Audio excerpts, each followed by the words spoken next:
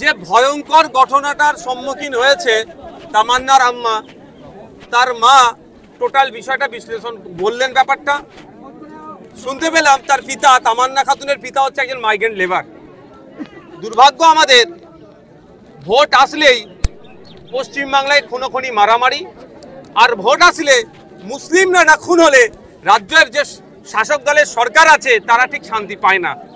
মুসলিমদেরকে খুন হতেই হবে, পিছড়ে বর্গের মানুষকে খুন হতেই হবে, না হলে ভোটটা তাদের কাছে অসম্পূর্ণ।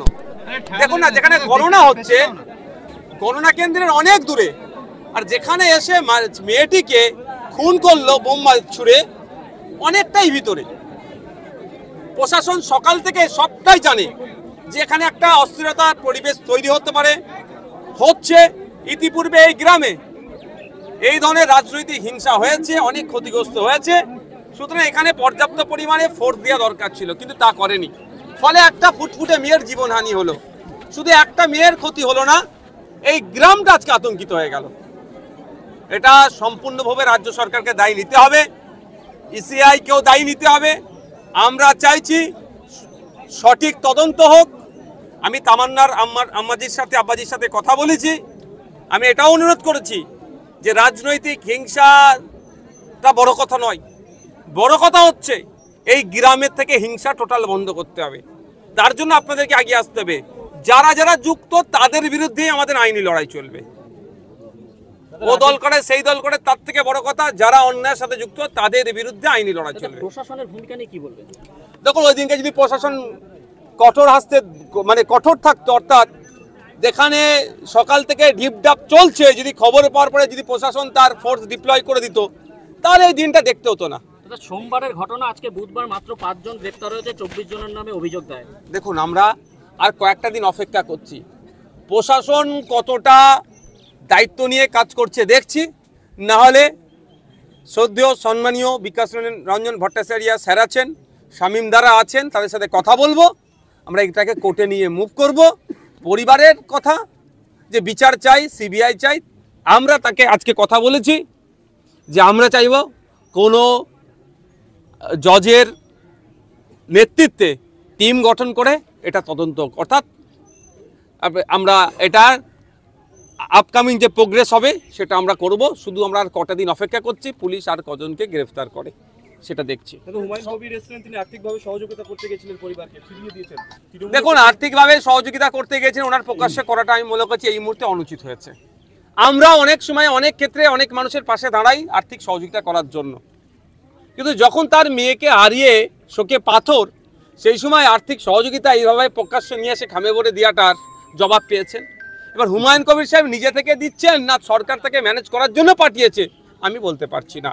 তবে সরকার এত বড় নির্লজ্জ, যখন যাকে পারবে ম্যানেজ করে দেওয়ার জন্য পাঠাই। কারণ যে ওয়াকাফ আইন বিজেপির বিরুদ্ধে আন্দোলন করতে গেলে এখানকার মুসলিম সম্প্রদায়ের মানুষকে সরকার আটকানোর চেষ্টা করে প্রশাসনকে দিয়ে, সামান্য একটা মুসলিম বাড়ির মেয়েকে খুন করেছে, তাকে ধামাচাপা দেওয়ার জন্য অনেক পন্থা অবলম্বন করতে পারে। আমি এখানে মুসলিম শব্দটা বারবার ব্যবহার এই জন্যই করছি, ভোট আসলেই মুসলমানদের রক্তর প্রয়োজন হয়ে যায় সরকারের। মুসলিম না খুন হলে ভোটটা অসম্পূর্ণ থেকে যায় এদের কাছে, সেই জন্যই বারবার আমি এই শব্দটা ব্যবহার করছি। আর পিছিয়ে বর্গের মানুষের খুনকে এরা দেখতে বেশি পছন্দ করে।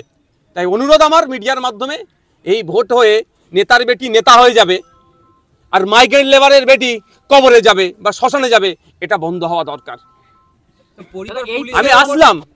আমি আসলাম এই মেন রুট থেকে, এখানে 15 বছর নাকি তৃণমূলের পঞ্চায়েতের সদস্য, সে কিভাবে ভোট আমি বিতর্কে যাব না। এই রাস্তাতে অল্প বৃষ্টিতেও দেখলাম আসার মতো নয়, কিন্তু তাহলে তারাও যদি অন্তত নিজের গ্রামটাকেও ঠিক করতে পারে, ততটুকু করে না কেন? করতে দেওয়া হয় না।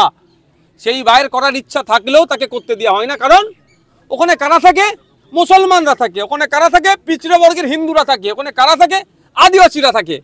ওদের এলাকায় উন্নয়ন করার দরকার নেই, এমনি ওদের ভোটটা আগের দিন রাত্রে 500 টাকা বিরিয়ানির প্যাকেট দেবো, পেয়ে যাব, এই মানসিকতাই চলছে। তো আর এই গ্রামের মানুষ বুঝবে কবে? উত্তরপ্রদেশে মুসলমানদেরকে মারছে বিজেপি, আর পশ্চিম বাংলাতে মুসলমানদের মারছে তৃণমূল।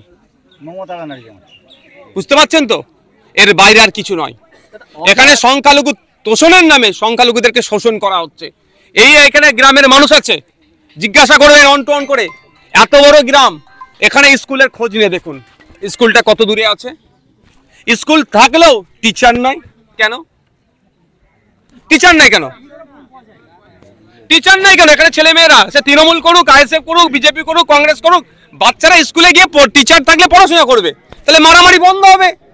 তাহলে এরা যাতে আগামী দিনে লাঠিয়াল বাহিনী হতে পারে, এখন থেকে স্কুলে শিক্ষক না দিয়ে এদেরকে ধ্বংস করছে।